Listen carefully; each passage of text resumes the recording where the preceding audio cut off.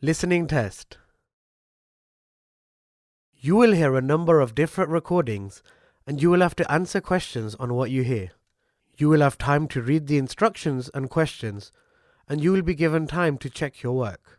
All the recordings will be played once only. The test is in 4 parts. Now turn to part 1. You will hear a woman phoning a hotel about holding a party there. First, you have some time to look at questions 1 to 7.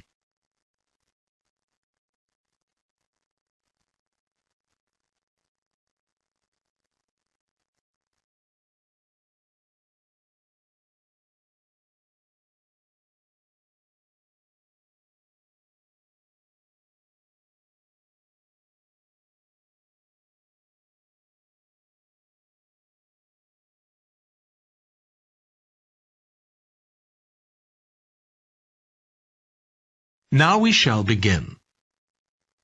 You should answer the questions as you listen because you will not hear the recording a second time. Listen carefully and answer questions 1 to 7. Good morning, Clare House Hotel. Andrew speaking. I'm the events manager. Good morning, Andrew. My name's Samantha.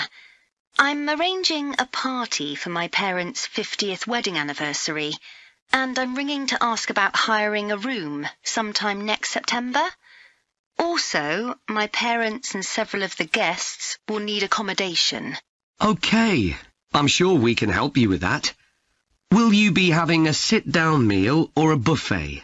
Probably a sit-down. And do you know how many people there'll be? Around 80, I think. Well, we have 2 rooms that can hold that number. One is the Adelphi room.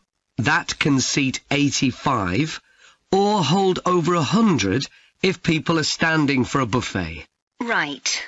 If you have live music, there's room for 4 or 5 musicians in the gallery, overlooking the room. Our guests usually appreciate the fact that the music can be loud enough for dancing, but not too loud for conversation. Yes, I really don't like it when you can't talk. Exactly. Now, the Adelphi room is at the back of the hotel, and there are French windows leading out onto the terrace. This has a beautiful display of pots of roses at that time of the year. Which direction does it face? Southwest. So that side of the hotel gets the sun in the afternoon and early evening. Very nice. From the terrace, you can see the area of trees within the grounds of the hotel, or you can stroll through there to the river. That's on the far side, so it isn't visible from the hotel. OK. Then another option is the Carlton room. This is a bit bigger. It can hold up to 110 people. And it has the advantage of a stage, which is useful if you have any entertainment, or indeed a small band can fit onto it. And can you go outside from the room? No, the Carlton room is on the 1st floor, but on one side the windows look out onto the lake. Lovely. I think either of those rooms would be suitable. Can I tell you about some of the options we offer in addition? Please do. As well as a meal, you can have an MC, a master of ceremonies, who'll be with you throughout the party. What exactly is the MC's function? I suppose they make a speech during the meal, if we need one, do they? That's right. All our MCs are trained as public speakers, so they can easily get people's attention. Many guests are glad to have someone who can make themselves heard above the chatter. And they're also your support. If anything goes wrong, the MC will deal with it, so you can relax. Great. I'll need to ask you about food, but something else that's important is accommodation. You obviously have rooms in the hotel, but do you also have any other accommodation? Like cabins, for example? Yes, there are 5 in the grounds, all self-contained. They each sleep 2 to 4 people and have their own living room, bathroom and small kitchen. That sounds perfect for what we'll need. Before you hear the rest of the conversation, you have some time to look at questions 8 to 10.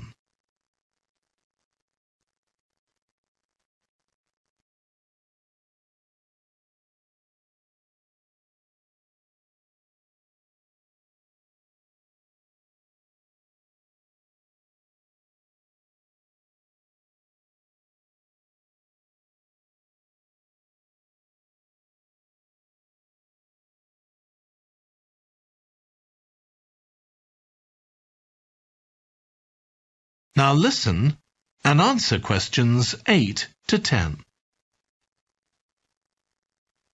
Now, you have various facilities, don't you? Are they all included in the price of hiring the room? The pool, for instance? Normally you'd be able to use it, but it'll be closed throughout September for refurbishment, I'm afraid. The gym will be available, though, at no extra charge. That's open all day from 6 in the morning until midnight. Right. And the tennis courts, but there is a small additional payment for those. We have 4 courts, and it's worth booking in advance, if you possibly can, as there can be quite a long waiting list for them. Right. Now, could we discuss the food? This would be dinner around 7 o'clock, and... That is the end of section 1. You now have half a minute to check your answers.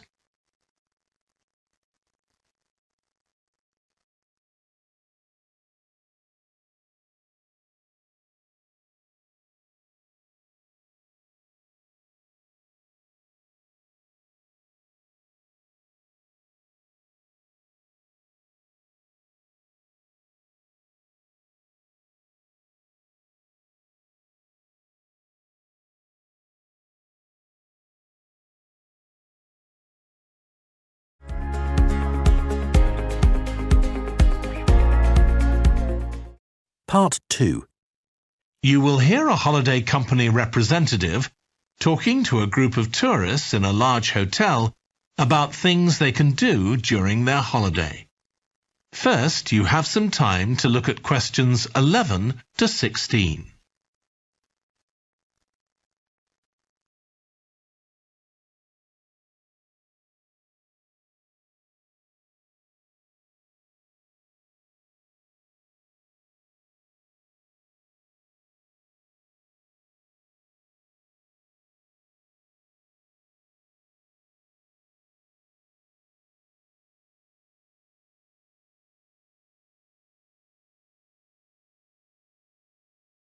Now listen carefully and answer questions 11 to 16. Hello everyone, I'm Jake Stevens and I'm your rep here at the hotel. I'm sure you'll all have a great time here. So, let me tell you a bit about what's on offer. I'll start by telling you about some of the excursions that are available for guests. One thing you have to do while you're here is go dolphin watching. On our boat trips, we pretty well guarantee you'll see dolphins. If you don't, you can repeat the trip free of charge. We organise daily trips for just €35.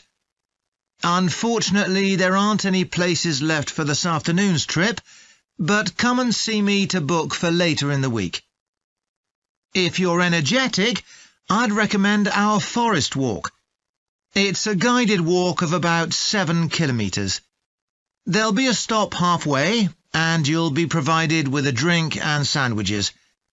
There's some fairly steep climbs up the hills, so you need to be reasonably fit for this one, with good shoes. Oh, and bring a waterproof in case it rains. It's just €25, all-inclusive, and it's every Wednesday.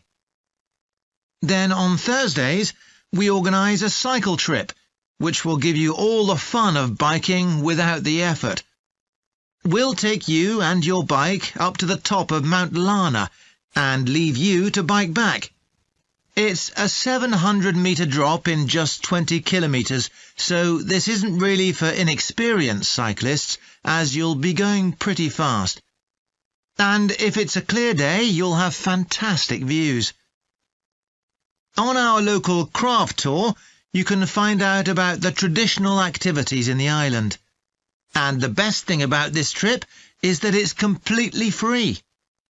You'll be taken to a factory where jewellery is made, and also a ceramics centre.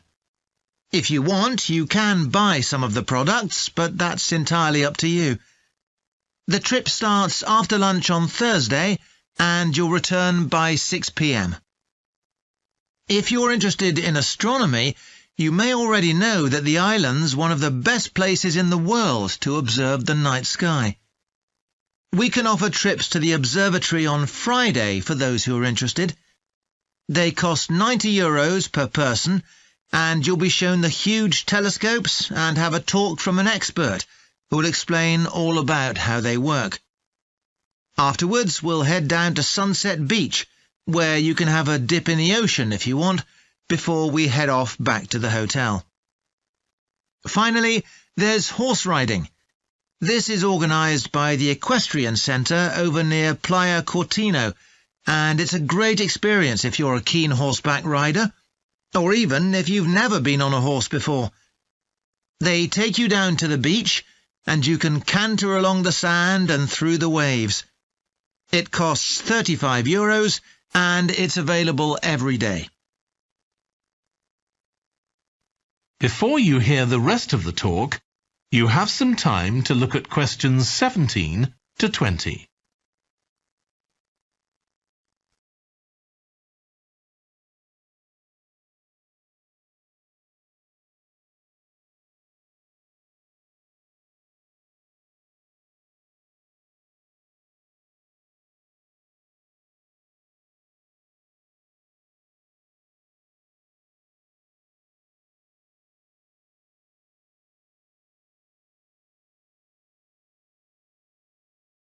Now listen and answer questions 17 to 20. So, there's plenty to do in the daytime, but what about nightlife? Well, the number one attraction's called Musical Favourites. Guests enjoy a 3-course meal and unlimited free drinks, and watch a fantastic show, starting with musicals set in Paris, and then crossing the Atlantic to Las Vegas, and finally Copacabana. At the end, the cast members come down from the stage, still in their stunning costumes, and you'll have a chance to chat with them. It's hugely popular, so let me know now if you're interested, because it's no good leaving it until the last minute. It's on Friday night. Tickets are just €50 each, but for an extra €10, you can have a table right by the stage. If you'd like to go back in time, there's the Castle Feast on Saturday evening.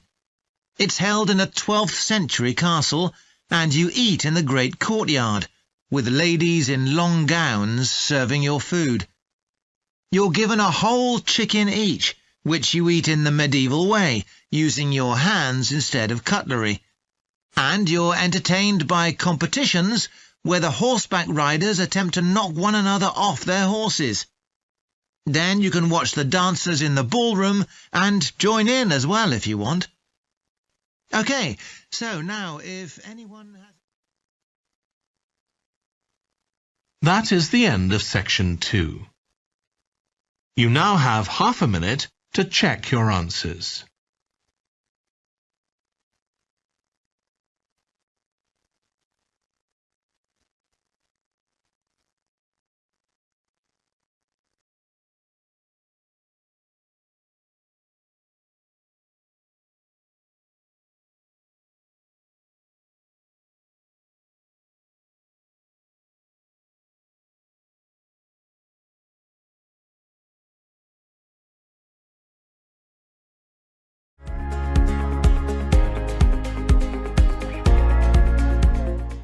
Part 3.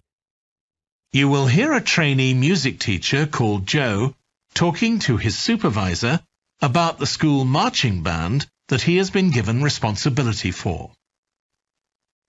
First, you have some time to look at questions 21 to 26.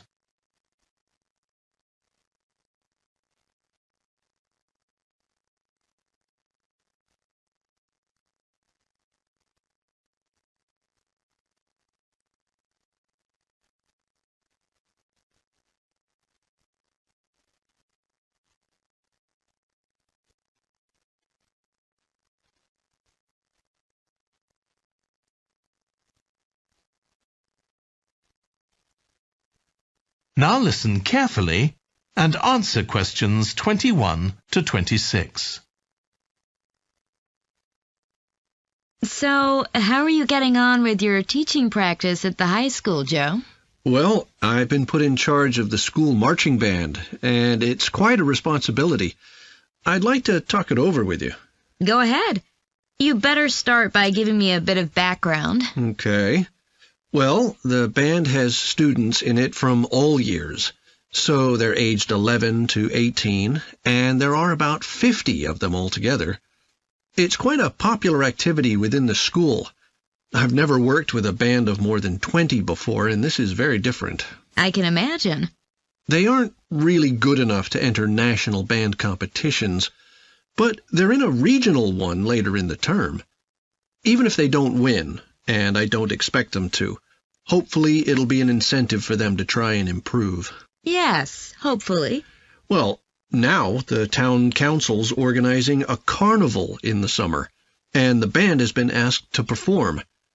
If you ask me, they aren't really up to it yet, and I need to get them functioning better as a band, and in a very short time.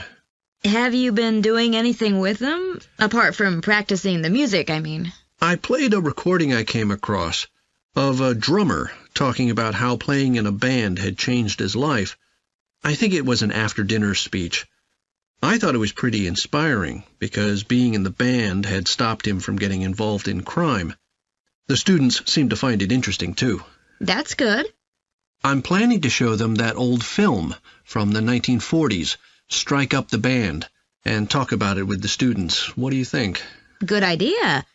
As it's about a school band, it might make the students realize how much they can achieve if they work together. That's what I've got in mind. I'm hoping I can take some of the band to a parade that's going to take place next month. A couple of marching bands will be performing, and the atmosphere should be quite exciting. It depends on whether I can persuade the school to hire a coach or two to take us there. They sound like good ideas to me. Thanks. Before you hear the rest of the discussion, you have some time to look at questions 27 to 30.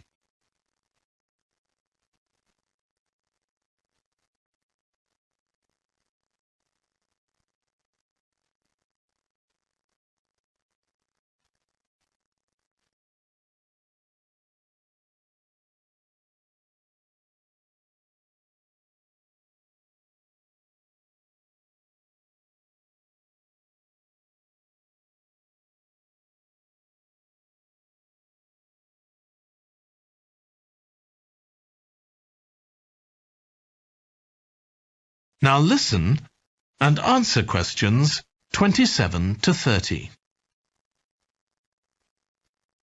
Can I tell you about a few people in the band who I'm finding it quite difficult to cope with? I'm sure you'll have some ideas about what I can do. Go ahead. There's a flautist who says she loves playing in the band. We rehearse twice a week after school, but she's hardly ever there. Then she looks for me the next day and gives me a very plausible reason. She says she had to help her mother, or she's been ill, but to be honest, I don't believe her. Oh dear. Any more students with difficulties? Plenty. There's a trumpeter who thinks she's the best musician in the band, though she certainly isn't. She's always saying what she thinks other people should do, which makes my job pretty difficult. She sounds a bit of a nightmare. You can say that again. One of the trombonists has got an impressive sense of rhythm and could be an excellent musician, except that he has breathing difficulties, and he doesn't really have enough breath for the trombone. He'd be much better off playing percussion, for instance, but he refuses to give up, so he ends up only playing half the notes. I suppose you have to admire his determination. Maybe. One of the percussionists isn't too bad, but he never seems to interact with other people, and he always rushes off as soon as the rehearsal ends. I don't know if there are family reasons or what, but it isn't good in a band, where people really need to feel they're part of a group. There are others too, but at least that gives you an idea of what I'm up against. Do you have any thoughts about what I can do, Lizzie? That is the end of section 3. You now have half a minute to check your answers.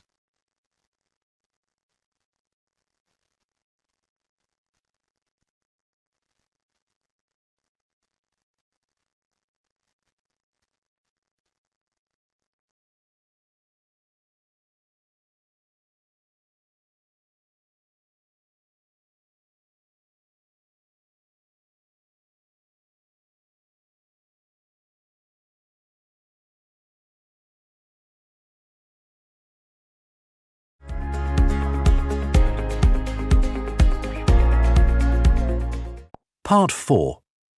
You will hear a British university lecturer in music talking about concerts in an arts festival. First, you have some time to look at questions 31 to 40.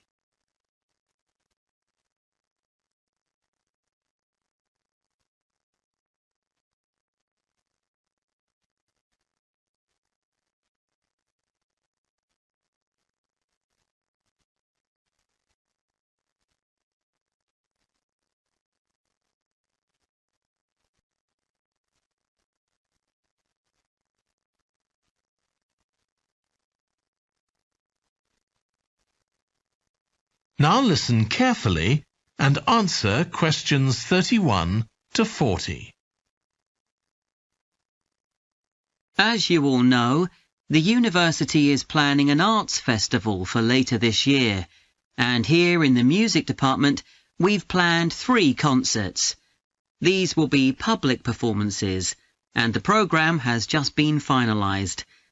The theme of the festival is links between the UK and Australia, and this is reflected in the music. Each concert will feature both British and Australian composers. I'll tell you briefly about the Australian music, as you probably won't be familiar with that.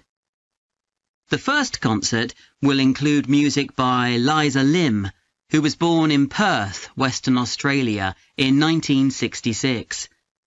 As a child, Lim originally learned to play the piano, like so many children, and also the violin.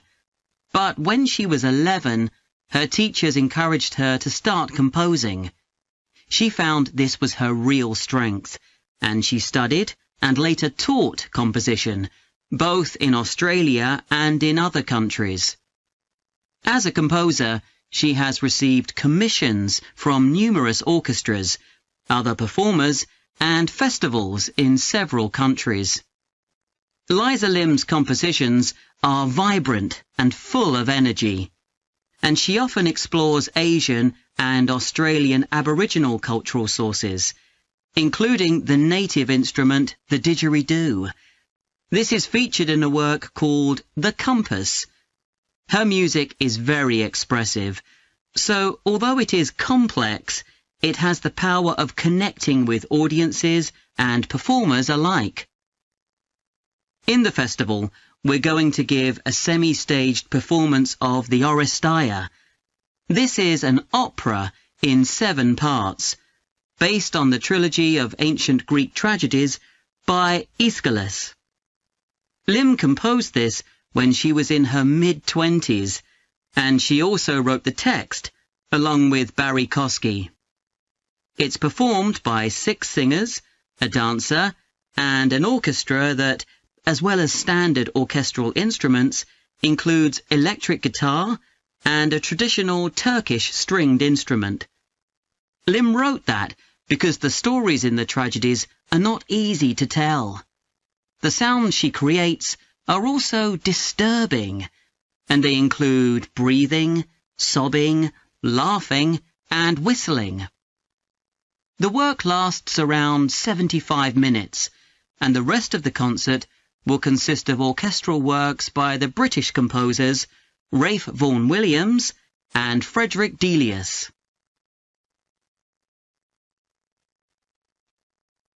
Moving on now to our second concert. This will begin with instrumental music by British composers Benjamin Britten and Judith Weir. After the interval, we'll go to Australia for a piece by Ross Edwards, The Tower of Remoteness.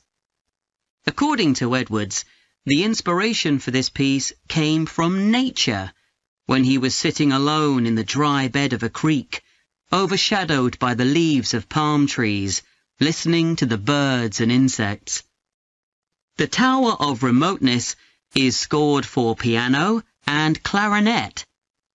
Edwards says he realized years after writing the piece that he had subconsciously modelled its opening phrase on a bird call. Ross Edwards was born in 1943 in Sydney, Australia, and studied at the Sydney Conservatorium of Music and the Universities of Adelaide and Sydney. He's well known in Australia, and in fact, he's one of the country's most performed composers. He's written a wide range of music, from symphonies and concertos to some composed specifically for children. Edwards's music has been described as being deeply connected to Australia, and it can be regarded as a celebration of the diversity of cultures that Australia can be proud of. The last of the three Australian composers to be represented in our festival is Carl Vine. Born in 1954, Vine, like Liza Lim, comes from Perth, Western Australia. He took up the cornet at the age of 5, switching to the piano 5 years later. However, he went to university to study physics before changing to composition. After graduating, he moved to Sydney and worked as a freelance pianist and composer. Before long, he had become prominent in Australia as a composer for dance, and in fact has written 25 scores of that type. In our third concert, Vine will be represented by his music for the flag handover ceremony of the Olympics held in 1996. This 7-minute orchestral piece was of course heard by millions of people worldwide, and we'll hear it alongside works written by British composers Edward Elgar and, more recently, Thomas Adès. That is the end of Part 4. You now have 30 seconds to check your answers to Part 4.